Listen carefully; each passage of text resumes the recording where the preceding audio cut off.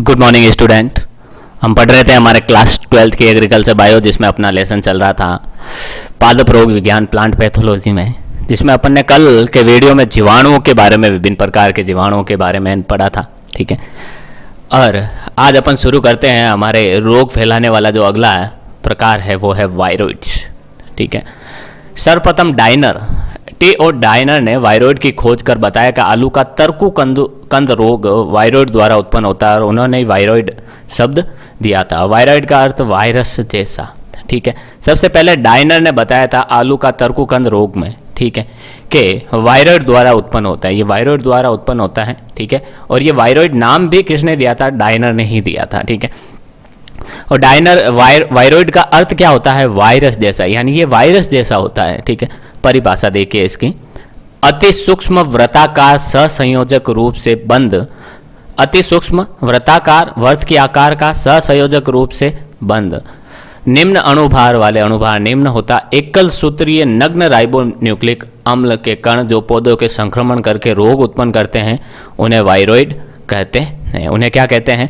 Viroid कहते हैं। ठीक है, गुण देखिए इनके, वायरॉइड में केवल वर्ताकार एवं एक सूत्रीय आरएनए नामक न्यूक्लिक अम्ल होता है। वायरॉइड में क्या होता है? केवल वर्ताकार एवं एक सूत्रीय आरएनए नामक न्यूक्लिक अम्ल होता है। ठीक है, एक सूत्रीय आरएनए होता है, ये वायरॉइड की जो गुण है, जिसमें वर्ताकार होता है और एकल सूत्रीय आरएनए होता है इनमें। वायरॉइड में प्रोटीन का आवरण नहीं पाया जाता है, इनके चारों तरफ प्रोटीन का आवरण नहीं पाया जाता है। ये सबसे छोटे रोगजनक हैं जो केवल पौधों में ही रोग उत्पन्न करते हैं, अविकल्पी परजीवी। ये सबसे छोटे रोगजनक हैं जो केवल और केवल पौधों में रोग उत्पन्न करते हैं, अविकल्पी है, दूसरा कोई विकल्प नहीं है इनके पास। ठीक है, जीवित रहने के लिए। वायरॉइड द्वारा होने वाले प्रमुख पादप रोगों में आलू का तरकूकंद रोग, आलू का जो तरकूकंद रोग, ठीक है, नारियल का कड़ंग रोग इत्यादि है। नारियल का जो कड़ंग रोग है वो भी किसके द्वारा? वायरॉइड के द्वारा फैलता है। ठीक है, तो वायरॉइड के बारे में हमारे सिलेबस में इतना ही है। फिर है अगला प्रियोन। प्रियोन क्या होता है?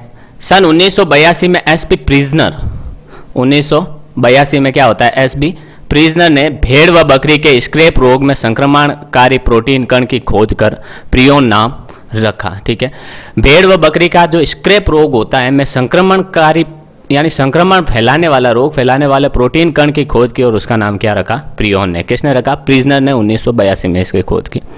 इस कार्य हेतु उन्हें 1997 में नोबेल पुरस्कार भी मिला। ठीक है, सबसे बड़ा पुरस्कार भी मिला इनको। प्रियोन एक प्रोटीन में संक्रामक कण है। प्रोटीन में संक्रामण कण का मतलब प्रोटीन से युक्त संक्रामक कण है। ठीक है, पीआईपी, जिसको स्लो वायरस या पजलिंग प्रोटीन के नाम से भी जाना जाता है। इसको किस वायरस से? स्लो वायरस और पजलिंग प्रोटीन के नाम से भी जाना जाता है। अब तक ज्ञात सभी रोगजनकों में से प्रियोन ही एक ऐसा रोगजनक है जिसमें न्यूक्लिक अम्ल नहीं होता। अब तक जो ज्ञात रोगजनक है उनमें सबसे जितने भी रोग फैलाने वाले रोगजनक होते हैं, ठीक है, उसमें प्रियोन ही एकमात्र ऐसा है जिसमें न्यूक्लिक अम्ल ही नहीं पाया जाता। ना तो आरएनए होता है इनमें, ना डीएनए होता है। ठीक है, इसके द्वारा मनुष्यों में देखिए कुरू रोग, मनुष्य के अंदर जो कुरू रोग होता है, और सीजेडी तथा पशुओं में स्क्रैपी व मेड का रोग उत्पन्न होते हैं प्रियोन के कारण। तो क्या एक नंबर का सवाल पूछा जा सकता है, प्रियोन से कौन से रोग होते हैं मनुष्य के अंदर? तो कुरू और सीजेडी, और पशुओं के अंदर देखिए स्क्रैपी और मेडकाउ रोग होते हैं। पौधों में इसके द्वारा अभी कोई रोग ज्ञात नहीं है। पौधों के अंदर इसका अभी कोई रोग ज्ञात नहीं हुआ है कि प्रियोन के द्वारा पौधों के अंदर भी ये रोग होता है। अब विभिन्न प्रकार के रोगों के लक्षण क्या क्या हैं तो वो देखते हैं अपन। रोली या कीट, ठीक है, विभिन्न प्रकार के रोग जो इनके द्वारा फैलते हैं उनके लक्षण क्या है? रोली या कीट रोग। ठीक है, रस्ट का अर्थ होता है, इसे इंग्लिश में रस्ट कहते हैं, और रस्ट का अर्थ होता है जंग लगना। ठीक है, पौधे के वायवीय भागों जैसे पत्ती, तना, फल पर उभरे हुए जंगदार स्फोटों का प्रकट होना रोली रोग के लक्षण है। रोली रोग के लक्षण क्या है? जंगदार स्फोटों का प्रकट होना। ठीक है, रोली रोग के लक्षण है। सत्य रोली, ठीक है, बेसिडियम माइकोटा के गुण यूरेडिनेलस से संबंधित कवकों द्वारा होती हैं। बेसिडियम माइकोटा के गण यूरेडिनेलस से संबंधित कवकों द्वारा होती हैं। स्फोटों के रंग के आधार पर रोली कई प्रकार की होती है। स्फोटों के रंग के आधार पर क्या होती है? रोली कई प्रकार की होते हैं, जैसे गेहूं की काली रोली, पीली रोली एवं भूरी रोली। ठीक है, गेहूं की जो काली रोली, पीली रोली एवं भूरी रोली, ये रोली कीट रोग होते हैं रस्ट के द्वारा। इसमें जो पौधे का वायवीय भाग होता है वहाँ पर ऐसा लगता है, पौधे के जो पत्ती तना फल होता है वहाँ ऐसा लगता है कि इन पर जंग लग गया, जैसे लोहे पर जंग लगता है। ठीक है, तो ये रोली या कीट रोग होता है, ये इसका लक्षण है, जंग लगने जैसी, लगने जैसा दिखना। ठीक है, कंड या कंडवा रोग, स्मट, स्मट का अर्थ होता है कजली यानी काला, और कोयले जैसा जो चूर्ण होता है वो बनना। ठीक है, तो नाम से अब पता चल रहा है कि इसमें लक्षण क्या होगा। ठीक है, जो जहाँ भी ये पौधे के जिस भाग में फैलेगा वहाँ क्या होगा, कजली कोयले जैसा चूर्ण निकलेगा। पौधे के ग्रसित भागों पर काला चूर्ण बनना कंड रोग का मुख्य लक्षण है ये। ठीक है, पौधे के जो ग्रसित भाग होगा, चाहे पत्ती में फैलो, तने में फैलो, जड़ में फैलो, कहीं भी फैलो, ठीक है, वहाँ कंड रोग के लक्षण होंगे। अधिकांशतः ये काला चूर्ण पौधे के पुष्पीय भागों पर बनता है। अधिकांशतः ये काला चूर्ण किस पर बनता है, पुष्पीय भागों पर बनता है, लेकिन कुछ फसलों में जड़, तना, पत्ती इत्यादि पर भी प्रकट होता है। लेकिन कुछ फसलों में ये क्या होता है, जड़, तना, पत्ती आदि पर भी प्रकट होते हैं। ठीक है, कंड रोग बेसिडियम माइकोटा के गण एस्टिलेजिनेलिस जिनेल्स से संबंधित कवकों द्वारा होता है। कंड रोग किसके द्वारा होता है, बेसिडियम माइकोटा का गण, बेसिडियम माइकोटा एक वर्ग है, उसके गण कौन सा है, एस्टिलेजिनेल्स से संबंधित कवकों द्वारा होता है। गेहूं का अनावृत कंड और जौ का आवृत कंड इत्यादि कंड रोग के उदाहरण है। ये गेहूं का जो अनावृत कंड होता है, जौ का आवृत कंड होता है इत्यादि कंड रोग के उदाहरण है। ठीक है, आगे देखिए, मृदु रोमिलासिता, पत्तियों की निचली सतह पर कपासीय कवकीय वृद्धि, कपासी कवकीय वृद्धि को अपन मृदु रोलामिस आसिता या तुलासिता कहते हैं, पत्तियों की निचली सतह पर पाया जाता है। इस रोग का मुख्य मेन लक्षण क्या है, पत्तियों की निचली सतह पर होगा, ऊपर वाली सतह पर नहीं होगा। ठीक है, इसे मृदु रोमिलासिता या तुलासिता कहते हैं। मृदु रोमिलासिता रोग करने वाले कवक अविकल्पी परजीवी होते हैं। जो मृदु रोमिलासिता रोग करने वाले कवक अविकल्पी परजीवी होते हैं, अर्थात इनके पास दूसरा कोई ऑप्शन नहीं होता जीवित रहने के लिए। ठीक है, जो ऊमाइकोटा के गण पेरानोस्पोरेल से संबंधित कवकों द्वारा होता है। ऊमाइकोटा के गण कवक के अंदर जो ऊमाइकोटा गण वर्ग के गण कौन सा, पेरानोस्पोरेल्स से संबंधित कवकों द्वारा होता है। उदाहरण होता है बाजरा व अंगूर की मृदु रोमिल आसिता। ठीक है, चूर्णिल आसिता या छाछैया रोग, मुख्यतः पत्तियों की ऊपरी सतह पर सफेद चूर्ण जैसी कवकीय वृद्धि होती है। सफेद चूर्ण जैसी कवकीय वृद्धि होती है को चूर्णिल आसिता या छाछैया कहते हैं। इसको क्या कहते हैं अपन, चूर्णिल आसिता या छाछैया रोग होता है। ठीक है, छाछैया रोग करने वाले कवक अविकल्पी परजीवी होते हैं। छाछैया रोग करने वाले कवक क्या होते हैं, अविकल्पी परजीवी होते हैं, जो एस्कोमाइकोटा के गण एरिसाइफेल से संबंधित कवकों, एस्कोमाइकोटा के गण एरिसाइफेल से संबंधित कवकों द्वारा होता है। उदाहरण मटर व बेर का छाछैया रोग। ठीक है, फिर पत्ती धब्बा रोग, नाम से पता चल रहा है पत्तियों के ऊपर क्या होंगे, धब्बे होंगे। जब पत्तियों की कोशिकाएं एक सीमित क्षेत्र तक मर जाती है, जब एक सीमित क्षेत्र तक मर जाए, यानी ये मान लो ये पत्ती है, ठीक है, तो इसके अंदर अब हजारों कोशिकाएं हैं, लाखों कोशिकाएं हैं, लेकिन एक सीमित क्षेत्र के, मान लो ये क्षेत्र है, ठीक है, यहाँ की कोशिकाएं पूरी मर गई, इधर की मर गई, इधर की मर गई। ठीक है, तो ये क्या होते हैं कि सीमित क्षेत्र तक मर जाती है तथा मृत ऊतक भूरे या काले रंग के हो जाते हैं। यहाँ पर ये जो भूरे या काले रंग के हो जाते हैं तो उनको पत्ती धब्बा कहते हैं, जैसे मूंगफली का पत्ती धब्बा या टिक्का रोग। ठीक है, पर्ण कुंचन देखिए, पत्तियां विरूपित एवं स्थूल होने के कारण मेहराबदाब एवं व्यावृत होकर सिकुड़ जाती है। पत्तियां क्या हो जाती है, विरूपित हो जाती है स्थूल होने के कारण। ठीक है, बड़ी होने के कारण मेहराबदार या व्यावृत होकर सिकुड़ जाती है, पत्तियां बड़ी होकर सिकुड़ जाती है। ठीक है, तब इस प्रकार के लक्षण पर्ण कुंचन कहलाते हैं। पर्ण कुंचन पत्तियों का सिकुड़ना, जैसे टमाटर व कपास का पर्ण कुंचन रोग। टमाटर और कपास में अगर पर्ण कुंचन रोग हो रहा है तो उसका मतलब क्या है कि उनके पत्तियां सिकुड़ रही है।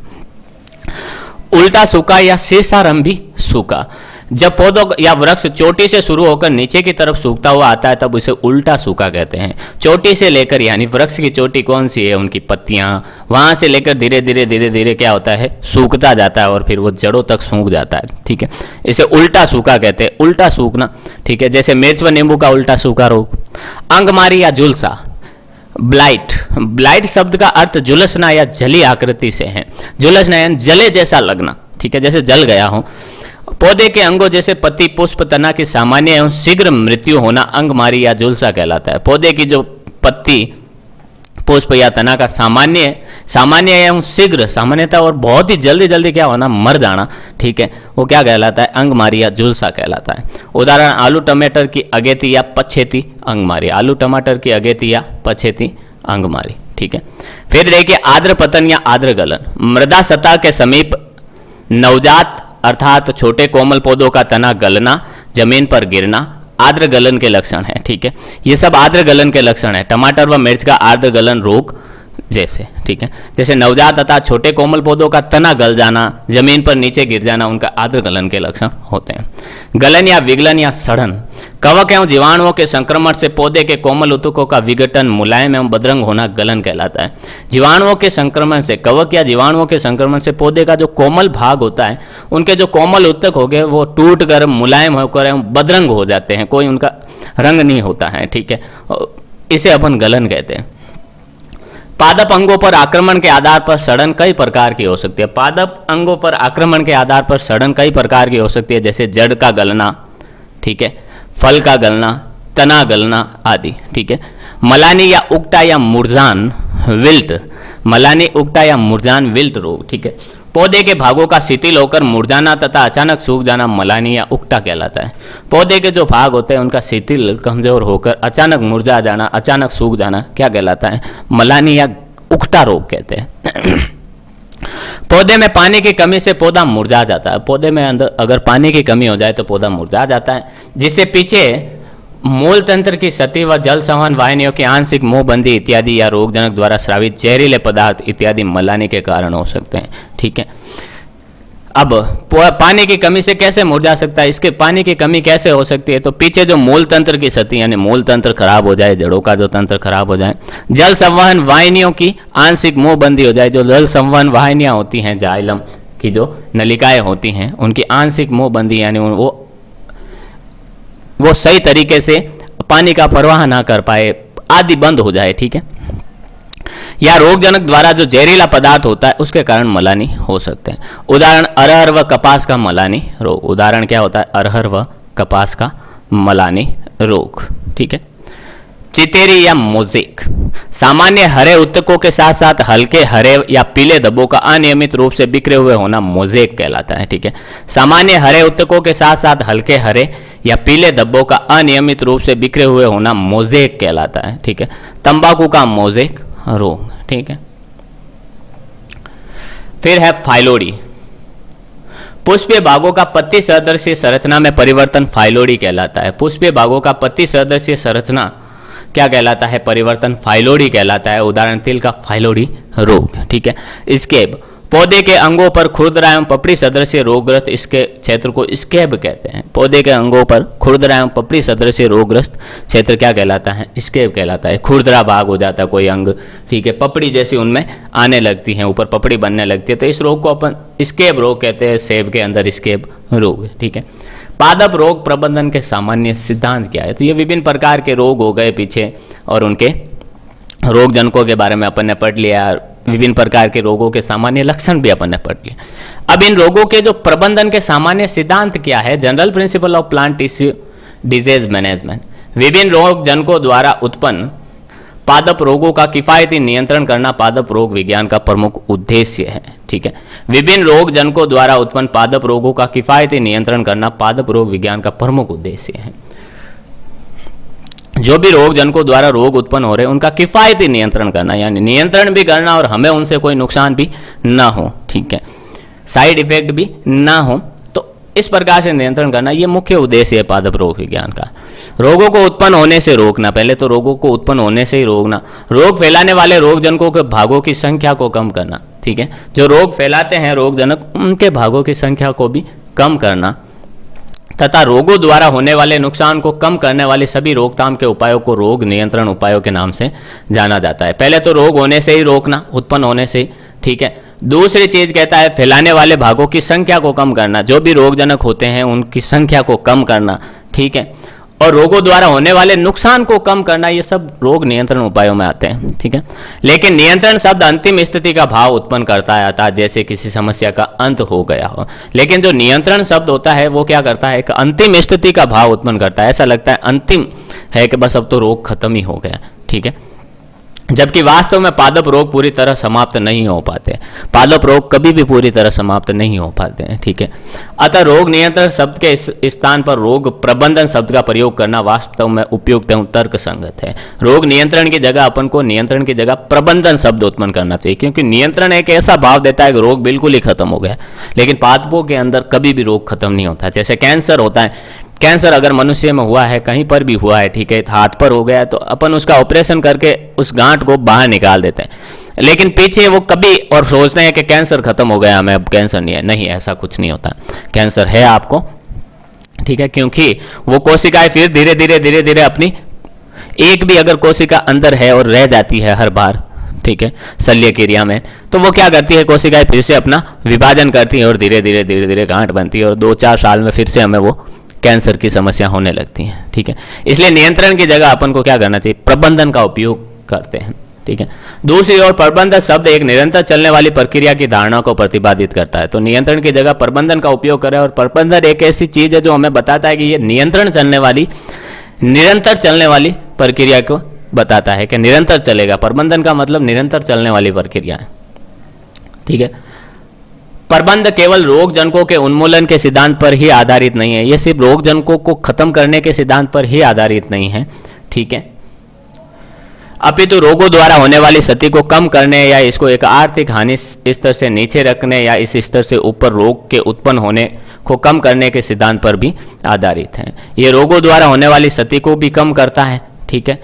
इसको एक आर्थिक हानि स्तर से नीचे रखने का भी, प्रबंधन के अंदर एक आर्थिक हानि से नीचे रखने का भी प्रयास करता है कि आर्थिक हानि कम से कम हो, ऐसा, ठीक है। और इस स्तर से ऊपर रोग के उत्पन्न होने को कम करने के सिद्धांत पर आधारित है, ठीक है। वास्तव में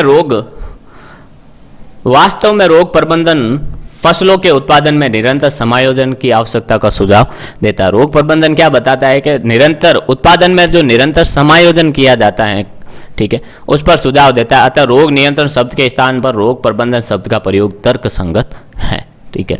सबसे पहले वेटजेल ने पादप रोग नियंत्रण के सिद्धांतों को 4 भागों में बांटा। सबसे पहले 1929 में वेटजेल नामक वैज्ञानिक ने क्या किया था, 4 भागों में बांटा पादप रोग नियंत्रण के सिद्धांतों को। पहला है बहिष्करण, दूसरा है उन्मूलन, तीसरा है बचाव और चौथा है प्रतिरक्षण। 4 भाग, पहला तो बहिष्करण, बाहर निकालना उनको, दूसरा उन्मूलन, उनको नष्ट करना, तीसरा उनसे बचाव करना और चौथा है प्रतिरक्षण, उनसे अपनी रक्षा करना, ठीक। लेकिन पादप रोग प्रबंधन में उन्नति एवं नए विकसित किए गए उपायों के स्थान देने के लिए इनमें 2 और सिद्धांत जोड़ दिए गए। फिर उसके बाद इनमें 2 और सिद्धांत जोड़ दिए गए, परिवर्धन एवं उपचार, ठीक है। इस प्रकार पादप रोग प्रबंधन के कुल 6 सामान्य सिद्धांतों पर आधारित है। पहला है परिवर्धन, ठीक है, दूसरा है बहिष्करण, तीसरा है उन्मूलन, चौथा है बचाव, पांचवा है प्रतिरोधकता और छठा है उपचार, ठीक है। परिवर्धन, बहिष्करण, उन्मूलन, बचाव, प्रतिरोधकता और उपचार, ये पादप रोग नियंत्रण प्रबंधन के 6 सिद्धांत हैं। इस रोग प्रबंधन के सामान्य सिद्धांतों का परिचय अब देखिए निम्न प्रकार है। अब इनका सामान्य परिचय अपन देखते हैं। परिवर्धन, अवॉइडेंस यानी इग्नोर करना। इस सिद्धांत के अंतर्गत रोग प्रबंधन के वह उपाय आते हैं जिनके द्वारा परपोषी पौधे को रोगजनक के संपर्क में आने से बचाया जाता है, ठीक है।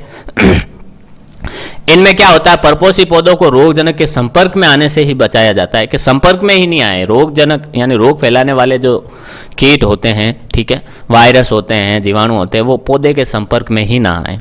जैसे भौगोलिक क्षेत्र का चुनाव करना, यानी ऐसे क्षेत्र का चुनाव करना जहाँ पर, जैसे अगर अपन को गेहूं की फसल बोनी है तो उसको ऐसे क्षेत्र में बोना जहाँ पर गेहूं में होने वाले रोगों के रोगजनक ना हो, ठीक है। खेत का चयन करना, अच्छे से खेत का, बुआई का समय निर्धारण करना कि भाई जो कीट होते हैं, जो जीवाणु होते हैं, वायरस होते हैं, वो एक निश्चित समय में फैलते हैं, तो उस समय से पहले अपन बुआई करते हैं, ठीक है, और उस समय से पहले कटाई करते हैं। किस्मों का चुनाव करना, रोग रोधी किस्मों का चुनाव करना, ये भी एक खास बात है, ठीक है। फिर देखिए बहिष्करण।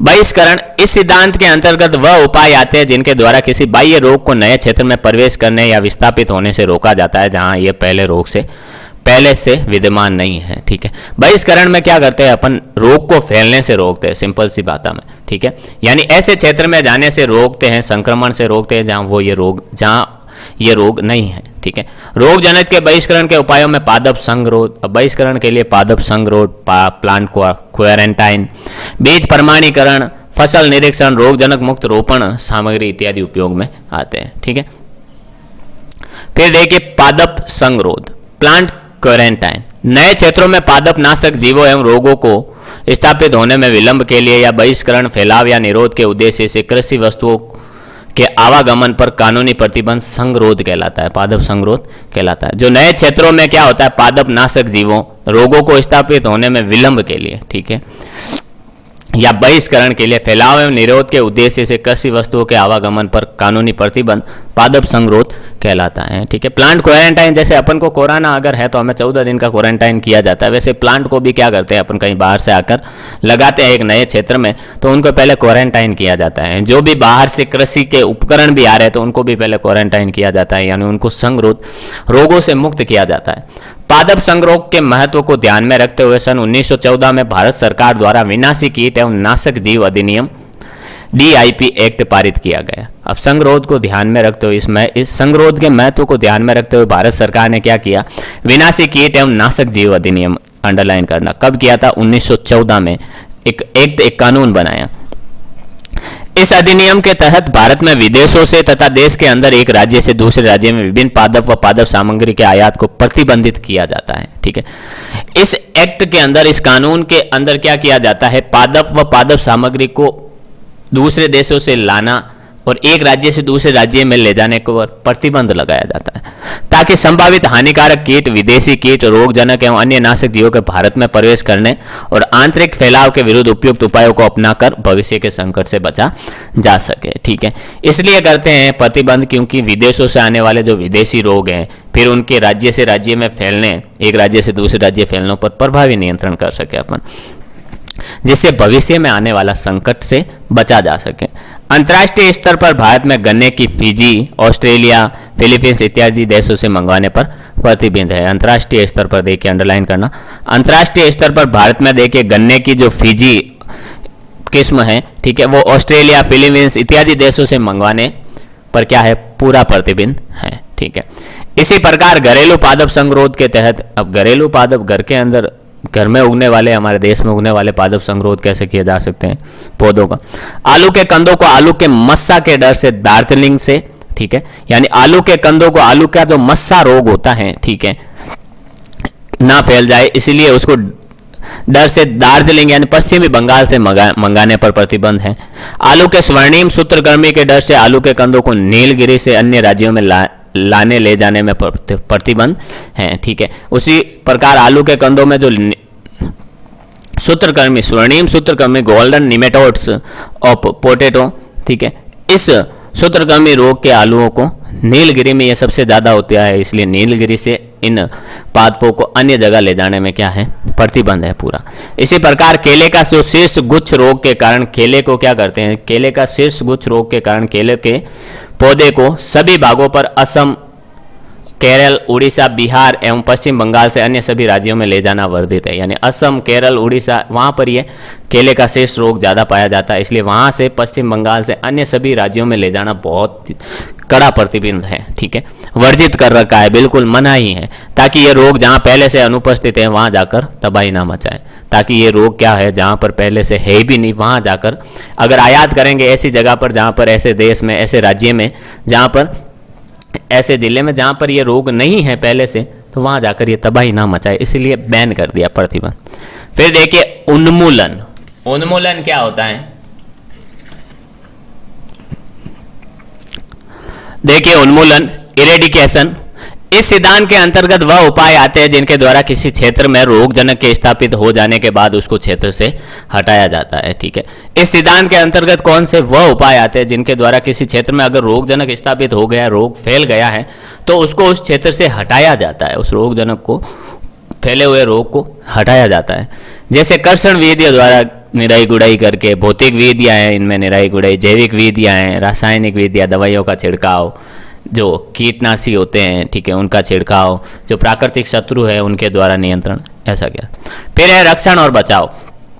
पौधों को संक्रमित या रोगग्रस्त होने से पहले ही बचाने के उपाय करना रक्षण या बचाव कहलाता है, ठीक है। पौधों को संक्रमित या रोगग्रस्त होने से पहले ही बचाने के उपाय करना क्या कहलाता है, रक्षण या बचाव कहलाता है, ठीक है।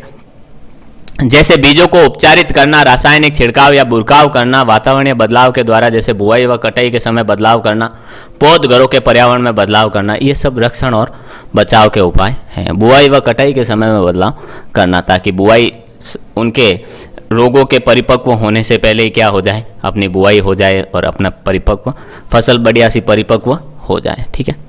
फिर है प्रतिरोधकता। पौधों में रोग के संक्रमण या विकास के विरुद्ध रोग प्रतिरोध उत्पन्न करना प्रतिरोधकता कहलाता है। जो हमारी फसल है उसमें क्या करना, रोगों से लड़ने की क्षमता उत्पन्न करना क्या कहलाता है, रक्षण या बचाव कहलाता है। इसके अंतर्गत परपोषी पौधे को दृढ़ बनाकर उसमें ऐसे गुण उत्पन्न किए जाते हैं जिससे कि वह अपने स्वयं के अपने प्रयासों द्वारा अपनी रक्षा कर सके। इसके अंदर जो परपोषी पौधा है जिन पर रोग फैलता है, रोग लगता है, क्या किया जाता है, ऐसे गुण उत्पन्न करते हैं जिससे कि वह अपने खुद के प्रयासों से अपने आप ही क्या कर सके, रोगों से निपट सके, ठीक है। पौधों में संकरण, चयन, उत्परिवर्तन व आनुवांशिक इंजीनियरिंग द्वारा प्रजातियां विकसित करना जिससे पादप एक या एक से अधिक रोगजनकों के प्रतिरोधी हो, ठीक है। यानी अब पौधों में संकरण करवाकर, उनका चयन कर कर, उत्परिवर्तन क्रिया द्वारा, आनुवांशिक इंजीनियरिंग द्वारा क्या करना, एक से अधिक रोगजनकों के प्रति प्रतिरोधी बनाना है। सिर्फ ऐसा नहीं है कि ऐसी किस्म है जिसमें एक से एक रोग से लड़ने की क्षमता हो, नहीं, ऐसी किस्में उत्पन्न करना, ठीक है, उत्परिवर्तन, चयन, संकरण द्वारा ऐसी किस्में उत्पन्न करना कि भाई के अपन क्या कर सके, अपन ऐसा कर सकें कि पादप एक से अधिक रोगजनकों का प्रतिरोध कर सकते हैं। फिर देखिए अस्थायी प्रतिरोधकता रसायन चिकित्सा या पोषण के द्वारा भी विकसित की जा सकती है। अस्थायी प्रतिरोधकता रसायन चिकित्सा या पोषण के द्वारा भी अपन क्या कर सकते हैं, विकसित कर सकते हैं, ठीक है। फिर देखिए उपचार। रोगी पौधों का इलाज करना या रोग की तीव्रता को कम करना उपचार कहलाता है, ठीक है। रोगी पौधों का इलाज करना या रोग की तीव्रता को कम करना उपचार कहलाता है। उपचार किसे कहते हैं, जो रोगी पौधे जिसमें रोग फैल गया उनका इलाज करना या फिर जो रोग की तीव्रता तेज गति से रोग फैल रहा है उसको कम करना उपचार कहलाता है। रोगी पौधों का इलाज रासायनिक चिकित्सा, ऊष्मा चिकित्सा या काट छाट एवं शल्य क्रिया द्वारा किया जाता है। अब रोगी पौधे का इलाज अपन रासायनिक चिकित्सा यानी दवाइयाँ छिड़क कर सकते हैं। ऊष्मा चिकित्सा यानी सभी को ऐसे ताप को बढ़ा घटाकर काट छांट करके रोगी पौधे के अंदर जो पौधे का जो भाग रोगग्रस्त है उनको काट छांट करके, या शल्य चिकित्सा उनका ऑपरेशन करके भी अपन क्या कर सकते हैं, रोगों का उपचार कर सकते हैं। फिर देखिए पादप रोगों का वर्गीकरण क्या होता है। पादप रोगों के अध्ययन को सरल बनाने हेतु तो उनको एक निश्चित क्रम में समूह बनाना आवश्यक है, ठीक है। अब रोगों के अध्ययन को अपन सरल बना सके इसलिए हमें उनको समूह में बांटना बहुत ही जरूरी है, ठीक है। पादप रोगों की सही पहचान है, उनका सटीक नियंत्रण के लिए वर्गीकरण करना बहुत ही आवश्यक है। अब पादपों में कौन सा रोग हुआ उसकी पहचान करने के लिए, एकदम सटीक सही पहचान करने के लिए हमें क्या करना चाहिए, उनका वर्गीकरण करना बहुत ही ज़्यादा जरूरी है, ठीक है। पादप रोगों का वर्गीकरण निम्न प्रकार से किया जा सकता है। पादप रोगों का वर्गीकरण अपन किस प्रकार से कर सकते हैं, देखिए रोग कारकों के आधार पर। सबसे पहला तो रोग कारक के आधार पर पादप रोगों का अपन वर्गीकरण कर सकते हैं, ठीक है। देखिए रोगों को उत्पन्न करने वाले रोग कारकों को उन कारकों के अनुसार पादप रोगों का वर्गीकरण करना अत्यधिक उपयोगी, बहुत जरूरी है। रोग कारकों के अनुसार ही अपन पादप रोगों का वर्गीकरण कर सकते हैं। इसका सबसे बड़ा लाभ यह है कि इससे रोग के कारण का पता होने का साथ साथ रोग संभव विकास एवं फैलाव का भी ज्ञान होता है। अगर पादप रोग के अनुसार, अगर रोग कारकों के अनुसार वर्गीकरण करेंगे अपन, तो इससे पहला लाभ हमें यह होगा कि जिस वर्ग में रोग कारक होंगे तो उनके लक्षण सेम होंगे, तो हमें वर्गीकरण को देखते ही हमें वो लक्षण पता चल जाएगा, इसमें ये लक्षण है और इसका हमें ये दवाइयाँ देनी है, सिंपल से। एवं रोग नियंत्रण के उचित उपायों को भी सुझाया जा सकता है, ठीक है। और रोग नियंत्रण के उचित उपाय भी अपन के नियंत्रण कैसे कर सकते हैं, कौन सी दवाइयाँ काम से ले सकते हैं, खेती की कौन सी क्रियाएं कर सकते हैं जिससे इनका नियंत्रण हो, ठीक है। प्रमुख रोग कारकों के आधार पर पादप रोगों का वर्गीकरण देखिए इस प्रकार नीचे दे रखा है।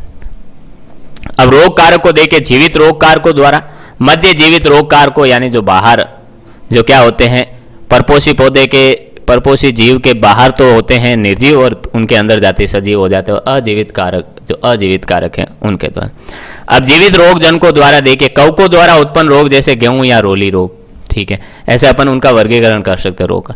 जीवाणुओं द्वारा जो उत्पन्न रोग होते हैं, ठीक है, वो नींबू का कैंकर रोग। शैवाल के द्वारा उत्पन्न रोग जैसे चाय का लाल रोली रोग, ठीक है। प्रोटोजोआ द्वारा उत्पन्न रोग को अगर देखें जैसे कॉफी का फ्लोएम उत्तकसय रोग। सूत्रकृमि द्वारा उत्पन्न रोग जैसे जड़ गांठ रोग, ठीक है। फाइटोप्लाज्म द्वारा उत्पन्न रोग जैसे बैंगन का छोटी पत्ती रोग। स्पाइरोप्लाज्मा द्वारा उत्पन्न रोग जैसे मक्का का स्टंट रोग, ठीक है। और परजीवी पुष्पी पौधों द्वारा उत्पन्न रोग जैसे अमर बेल रोग, ठीक है। फिर देखिए मध्य जीवित रोगकारकों द्वारा, यानी जो पौधों के या जो रोग परपोषी पौधे होते हैं उनके बाहर तो वो मृत होते हैं, मृत्यु की अवस्था में होते हैं, और जब मृत अवस्था में होते हैं और जब इनके अंदर प्रवेश करते हैं तो अपनी जीवित होकर क्या करते हैं, अपनी संख्या में वृद्धि करते हैं। जैसे विषाणु द्वारा उत्पन्न रोग जैसे तंबाकू का मोजेक वायरस, ठीक है। तो मोजेक वायरस क्या करता है, तंबाकू के बाहर होता है तब तक तो एकदम मरी हुई अवस्था में होता है, मृत अवस्था में होता है, लेकिन जैसे तंबाकू के पौधे के अंदर प्रवेश करता है तेज गति से अपनी संख्या में वृद्धि करता है और मोजेक रोग फैलाता है। इसी तरह वायरोइड वायरस जैसा होता है द्वारा उत्पन्न रोग जैसे आलू का तरकुकंद रोग, ठीक है। फिर अजीवित कारकों द्वारा जैसे देखिए पोषक तत्वों की कमी से उत्पन्न जो रोग होते हैं जैसे चावल का खेरा रोग जिंक की कमी से होता है, ठीक है। ऑक्सीजन की कमी से उत्पन्न रोग जैसे आलू का कृष्णांत हृदय रोग, ठीक है। उसी तरह उच्च या निम्न ताप से उत्पन्न रोग जैसे पाला मारना, ठीक है, फलों का सूरज दाग, ठीक है। ये तापमान गिरने या बढ़ने से भी रोग होते हैं। वायु प्रदूषकों द्वारा वायु के प्रदूषण से जैसे आम का काला सिरा रोग सल्फर डाइऑक्साइड, कार्बन डाइऑक्साइड और एसिटिलीन द्वारा फैलता है। वायु में जब sulphur dioxide, carbon dioxide, acetylene की मात्रा ज़्यादा हो जाती है तो ये रोग फैलता है। फिर देखिए क्षेत्रफल, उग्रता एवं घटना के आधार पर रोग जनकों का वर्गीकरण। क्षेत्रफल यानी जितने कोई ज़्यादा क्षेत्र में फैलता है, कोई कम क्षेत्र में फैलता है, कोई उग्रता बहुत तेज गति से फैलता है, कोई कम गति से, और घटना के आधार पर रोग होने के बाद कौन सी घटनाएं होती है उनके आधार पर भी होता है। देखिए कदाचित या छिटपुट रोग, ठीक है, वह पादक रोग जो क्या होता है अनियमित अंतरालों पर यदा कदा तथा कहीं कहीं पर बहुत थोड़े उदाहरण के रूप में उत्पन्न होते हैं, उन्हें कदाचित या छुटपुट रोग होते हैं, ठीक है। अनियमित अंतरालों पर होता है और कहीं कहीं कभी कभी होता है रोग, वो रोग इसमें आते हैं। जैसे ककड़ी का कोणीय पत्ती धब्बा रोग, ये कहीं कहीं होता है और कहीं पर नहीं होता है, ठीक है। फिर है स्थानिक रोग, वह पादप रोग जो एक विशेष स्थान पर स्थायी रूप से सामान्य से लेकर उग्र रूप में उपस्थित हो, उसे स्थानिक रोग कहते हैं, ठीक है। स्थानिक रोग ऐसे होते हैं जो एक विशेष स्थान पर पाए जाते हैं कि वहाँ अगर कोई फसल उगाएंगे तो वो रोग होना फिक्स है, ठीक है। और उग्र रूप में भी हो सकता है, सामान्य रूप में भी हो सकता है। जैसे आलू का मस्सा रोग पश्चिम बंगाल के दार्जिलिंग जिले में ही पाया जाता है, ठीक है। वहाँ अगर आलू के कैसी भी फसल उगाएंगे तो ये मस्सा रोग होगा ही होगा। वैसे ही आलू का गोल्डन सूत्रकृमि रोग ये नीलगिरी की पहाड़ियों तमिलनाडु में होता है, वहाँ आलू का फसल उगाएंगे तो ये गोल्डन सूत्रकृमि रोग होगा ही होगा, ठीक है। आगे देखिए महामारी रोग। महामारी शब्द का प्रयोग मानव के ऐसे रोगों के लिए किया जाता है जिनसे बहुत सारे लोग एक साथ उग्र रूप से प्रभावित होते हैं। महामारी शब्द का उपयोग अपन मानव के ऐसे रोगों के लिए करते हैं जिनसे क्या होता है बहुत तेज गति से मनुष्य जाति प्रभावित होती हैं। जैसे अभी कोरोना की महामारी चल रही है, तेज गति से केस बढ़ते हैं, लोग मरते हैं, ठीक है, तो वो महामारी रोग होती है।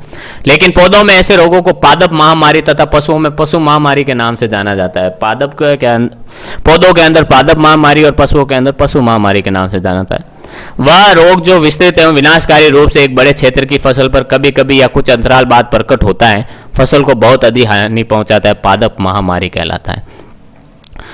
देखिए वह रोग जो क्या होता है विस्तृत और विनाशकारी रूप में एक बड़े क्षेत्र की फसल पर कभी कभी विस्तृत यानी बड़े क्षेत्र में विस्तृत और विनाशकारी रूप में प्रकट होता है, ठीक है, और कभी कभी या कुछ निश्चित अंतराल के बाद प्रकट होता है जिससे फसल को बहुत ही अधिक हानि होती है, उसे पादप महामारी कहते हैं। जैसे गेहूं की रोली रोग, गन्ने का लाल सड़न रोग, चावल का झोंका रोग, आलू का पछेती झुलसा रोग, ये महामारी के रूप में फैलते हैं। जब भी होते हैं बहुत ज़बरदस्त होते हैं, पूरी फसल को ही नष्ट कर देते हैं, ठीक है। फिर सर्वव्यापी रोग, जब कोई रोग संपूर्ण विश्व या किसी समूचे द्वीप या महाद्वीप पर उग्र रूप में फैल जाता है तब उसे सर्वव्यापी या देशांतरगामी महामारी रोग कहा जाता है। सर्वव्यापी रोग यानी जो ऐसा कोई रोग जो पूरे क्षेत्र में फैल जाता है, ठीक है। जैसे आलू का पछेती अंगमारी रोग एवं गेहूं का रोली रोग अनुकूल परिस्थितियों में इस रूप से प्रकट होने का सामर्थ्य रखता है। जैसे आलू का पछेती अंगमारी रोग और गेहूं का रोली रोग जब उनको अनुकूल परिस्थितियां अपने वृद्धि करने के अनुकूल परिस्थितियां मिल जाती हैं तो ये इस प्रकार से फैलता है कि पूरा का पूरा क्षेत्र को बर्बाद कर देता है, ठीक है। अब फसलों के आधार पर रोग देखिए, धान्य फसलों के रोग यानी जो धान में फैलते हैं, जैसे गेहूं का रोली रोग, गेहूं का कंडवा रोग, ठीक है। इसी तरह देखिए तिलहनों में जो जिनसे तेल निकलता है उनमें फैलने वाले सरसों का सफ़ेद रोली रोग, मूंगफली का टिक्का रोग आदि। दलहनी फसलों में जो दालों में फैलने वाले चने का उकटा रोग, मूंग का पीला मोजेक रोग। सब्जियों के रोग देखिए आलू का पछेती झुलसा रोग, टमाटर का पणकुंचन रोग। फलों के रोग भी होते हैं जैसे नींबू का कैंकर रोग, आम का छछैया रोग। बागान फसलों के रोग यानी बाग बगीचे के रूप में उगाए जाने वाले जैसे चाय का लाल रोली रोग, कॉफ़ी का रोली रोग। औषधीय फसलों के रोग यानी जिनसे दवाइयाँ बनाई जाती है जिन पौधों से, उनमें जो रोग होते हैं, गवार पाटे का तना गलन रोग, तुलसी का उल्टा रोग आदि, ठीक है। अब देखिए पोषण न्यूनता विकार क्या होता है। पोषण की कमी से जो रोग होते हैं, पौधे की वह विकृति जो किसी अजैविक कारक द्वारा उत्पन्न होती है तथा संक्रमणकारी नहीं होती उसे विकार कहते हैं। यानी अजैविक कारक के द्वारा, निर्जीव चीजों के द्वारा उत्पन्न होती है और जो संक्रमणकारी नहीं होती, एक पौधे से दूसरे पौधे में नहीं फैलती, उसे अपन क्या कहते हैं, विकार कहते हैं। तकनीकी रूप से ये विकार होते हैं लेकिन आम बोलचाल की भाषा में इनके लिए भी रोग या बीमारी शब्द प्रयोग किया जाता है। तकनीकी रूप से तो इसे अपन क्या करते हैं, विकार, लेकिन आम बोलचाल की भाषा में इसे भी रोग ही कहते हैं। जबकि रोग तो जैविक या मध्य जैविक कारकों द्वारा जनित एवं संक्रामक होता है। रोग की क्या खासियत होगी, ये तो या तो ये जीवित जीवों द्वारा होगा या मध्य जीवित जीवों द्वारा होगा। अजैविकों द्वारा फैलने वाला विकार होता है, न कि रोग होता है। पौधों में विकार मुख्य रूप से प्रतिकूल तापमान यानी पौधे के अनुकूल तापमान ना हो तब फैलता है, प्रकाश ना हो, आर्द्रता हो, ऑक्सीजन एवं वायुमंडलीय प्रदूषक पोषक तत्वों की न्यूनता व अधिकता से होता है। मृदा में आवश्यक पोषक तत्वों की कमी अथवा पौधों को मृदा में इनकी उपस्थिति होने पर भी उपलब्ध न होने के कारण फसल में भूख के लक्षण प्रकट होता है, ठीक है। इससे पौधों में क्या होते हैं, भूख के लक्षण, हंगर साइंस ऊपर। सामान्यतः पौधों में पोषण न्यूनता विकार की वजह से निम्नलिखित विकार उत्पन्न होते हैं। पोषण न्यूनता के कारण कौन कौन से विकार उत्पन्न होते हैं, जैसे जिंक की कमी से धान का खेरा रोग, जिंक की कमी हो जाए तो धान के अंदर खेरा रोग हो जाता है। मैग्नीज की कमी से जई का धूसर चित्ती रोग, कैल्शियम की कमी से क्या हो जाता है, टमाटर का पुष्पाग्र गलन रोग, मोलिब्डेनम की कमी से क्या हो जाता है, फूल गोभी का व्हीप टेल रोग हो जाता है, ठीक है। ये पोषक तत्वों की कमी से होता है। अब ऋतुओं के आधार पर भी कुछ रोग होते हैं। ऋतुओं के अनुसार देखिए नमी, आर्द्रता, तापमान में बदलाव से कुछ रोग उत्पन्न होते हैं, जैसे देखिए जो बहुत नुकसान पहुंचाते हैं। वर्षा ऋतु में कौन कौन से रोग होते हैं, जैसे बाजरा की मर्दूरोमिलासिता, चावल का ब्लास्ट रोग, कपास का जड़ गलन रोग, आर्द्र गलन रोग। दूसरा है शरद ऋतु में होने वाले रोग कौन से, जैसे गेहूं का रोली रोग, आलू का अंगमारी रोग, स्क्लेरोटीनिया का जड़ गलन रोग, सरसों का सफ़ेद रोली रोग, जौ का धारीदार रोग, पाला मारना आदि ये शरद ऋतु में होने वाले। और गर्मी में होने वाले चारकोल सड़न रोग, सूरज दाग इत्यादि ये क्या गर्मी में होने वाले रोग हैं। तो ये विभिन्न प्रकार के रोग जनकों का वर्गीकरण भी हो गया और इसी के साथ हमारा लेसन भी कंप्लीट हो गया, जो था पादप रोग विज्ञान, प्लांट पैथोलॉजी। आने वाली क्लास में अपन एक नया अध्याय पढ़ेंगे जिसका नाम है खरीफ फसलों के जो प्रमुख रोग हैं उनके बारे में पढ़ेंगे। उम्मीद करता हूँ जो भी अपन ने पढ़ा वो आपको समझ में आया होगा। मिलते हैं अपन एक नए अध्याय के साथ अगली क्लास में, तब तक के लिए all the best, thank you.